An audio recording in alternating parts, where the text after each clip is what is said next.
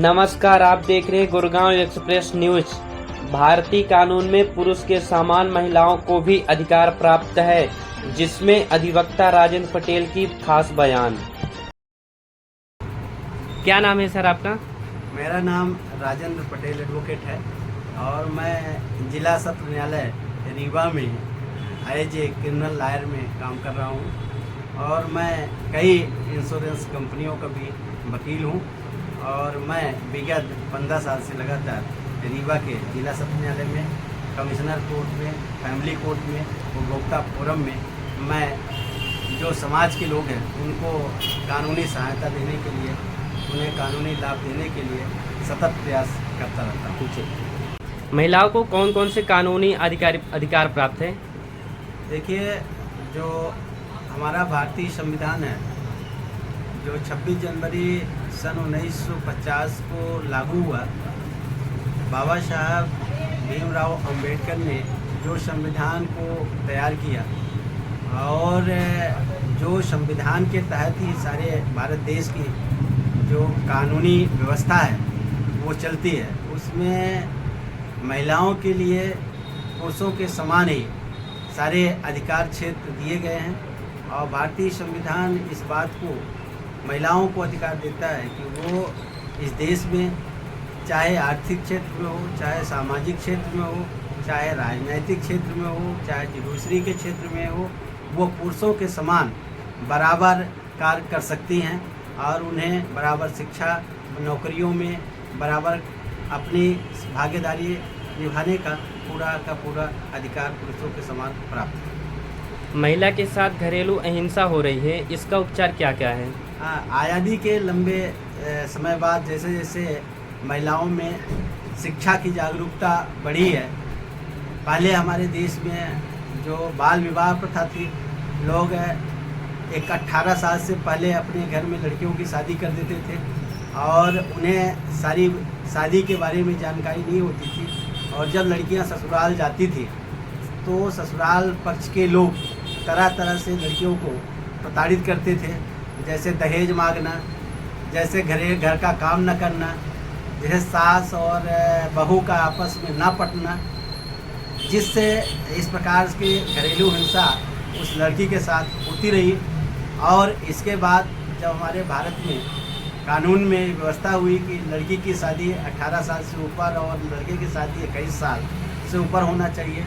इसके बावजूद भी अभी हमारे देश में बाल विवाह हो रहा है और जो 18 साल से ऊपर लड़कियां भी मैरिज कर रही हैं, उनके साथ भी उनके ससुराल में घरेलू हिंसा बड़े पैमाने पे हम लोगों कोर्ट में आ रहे हैं, हम लोग लड़ रहे हैं। तो इस प्रकार के कोर्ट में जो हिंसा है, इसमें महिलाओं को कई प्रकार से उपचार प्राप्त है। जैसे यदि उनको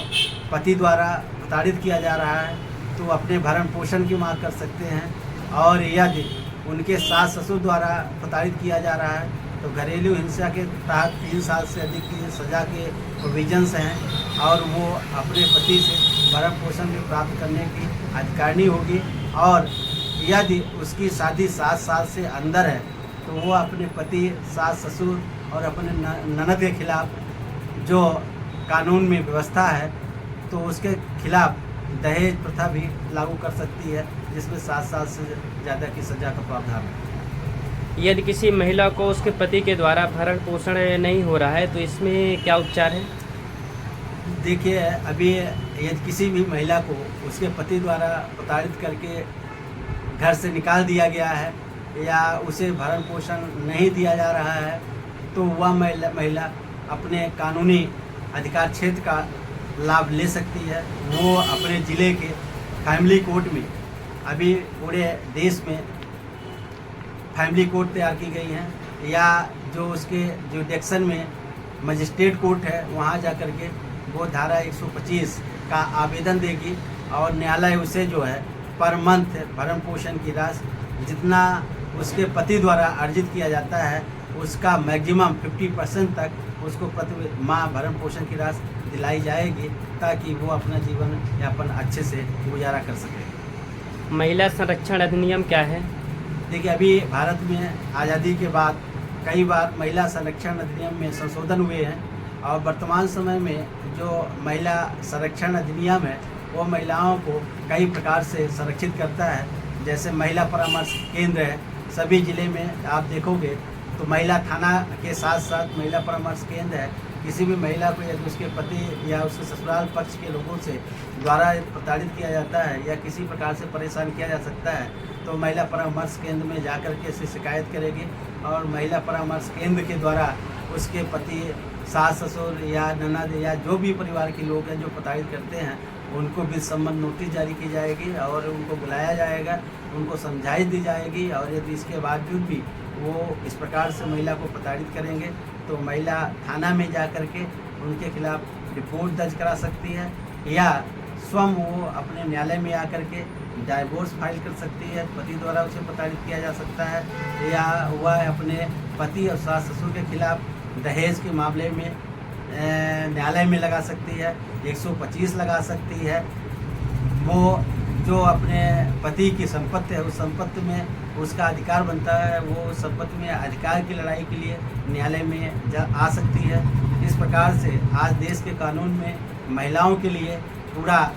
खुद का कानून महिला संरक्षण अधिनियम बना है, जिसमें पुरुष के भांति महिला को भी समान रूप से समानता का अधिकार प्राप्त है और वो अपने अधिकार के लिए कानूनी दांवपेच से गुजर करके वो अपने अधिकार को प्राप्त कर सकती है। महिलाओं को अपने माँ बाप के प्रॉपर्टी में कौन कौन से अधिकार प्राप्त हैं? अभी जो भारतीय संविधान है, जो कानूनी क्षेत्र में महिलाओं को आज़ादी के पहले संपत्ति रखने का अधिकार नहीं था और जो पैतृक प्रॉपर्टी थी उसमें माँ बाप के संपत्ति में महिलाओं को अधिकार नहीं था, किंतु हमारी सरकारों ने संशोधन करके वर्तमान समय में यह व्यवस्था दिया है कि यह लड़की अपने पिता की प्रॉपर्टी में भाई के समान बराबर हिस्सा प्राप्त कर सकती है, चाहे वो ज़मीन का मामला हो या कोई रुपए पैसे का मामला हो। ये कोई लड़की अपने पिता के प्रॉपर्टी में हिस्सा लेना चाहती है तो अपने भाइयों के समान बराबर बंटवारा कराने के लिए हकदार है और अपने ससुराल पक्ष में या जो उसके सास ससुर और पति द्वारा प्रताड़ित करते हैं तो वहाँ भी जो भी उसकी पैतृक संपत्ति है उसमें वो बराबर बंटवारा करा करके संपत्ति अर्जित करने का उसे अधिकार प्राप्त है। इसलिए उसे आर्थिक क्षेत्र में सुदृढ़ बनाने के लिए भी कानून में उसको पूरी सहायता प्राप्त है कि वो अपने माँ बाप के ससुराल पक्ष में अपने हिस्सा के लिए लड़ाई लड़ सकती है और अपना हिस्सा प्राप्त कर सकती है।